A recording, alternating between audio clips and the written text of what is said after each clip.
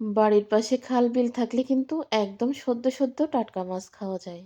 যেমন টাকি মাছ, শোল মাছ, বাইন মাছ, ট্যাংরা মাছ, পুঁটি মাছ সবকিছুই কিন্তু আমাদের এখানে খালে কিন্তু কম বেশি মোটামুটি পাওয়া যায়। তো যখনই মন চায় তখনই কিন্তু কেনা যায়। তো একদম টাটকা, টাটকা বাইন মাছ, মাছগুলা কিন্তু অনেকগুলা ছিল।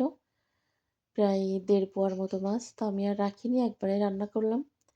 তো আমি কি দিয়ে রান্না করব, কি দিয়ে রান্না করব ভাবতে, ভাবতে কিন্তু মনে হলো কচুরমুখী দিয়ে রান্না করি। কচুরমুখীটাও কিন্তু অনেক ফ্রেশ ছিল একদম। পরে কচুরমুখী দিয়ে বাইন মাছটা রান্না করলাম। পুরা একদম গোশের মতো করে রান্না করলাম। আর বাইন মাছটা কিন্তু গোশের মতো করেই রান্না করতে হয়। ভুনা করলেও গোশের মতো করে, যদি তরকারি দিয়ে রান্না করতে হয় তাও কিন্তু গোশের মতো করে রান্না করতে হয়। দেখে মনে হচ্ছে অনেক বেশি ঝাল দিছি, তাই না? বাইন মাছ, তারপরে কচু, কচুরমুখী এগুলাতে কিন্তু একটু চড়া ঝাল দিতে হয়। আর আমরা তো একটু ঝাল খাই। সেই ক্ষেত্রে আমাদের কাছে কিন্তু ঠিকঠাক মতোই আছে। তো আমি কচুরমুখী কষায়, বাইন মাছ ছিল কষানো, দিয়ে ঝোলের পানি দিয়ে এই হচ্ছে আমার রান্নার একদম লাস্ট। জিরের গুঁড়ো দিয়ে দিছি। বিশ্বাস করেন মনে হচ্ছে কি গরুর গোশ বা মুরগির গোশ রান্না করে নামাইছি। এত সুন্দর ঘ্রাণ বের হচ্ছে। তরকারিটাও কিন্তু অনেক বেশি মজা ছিল।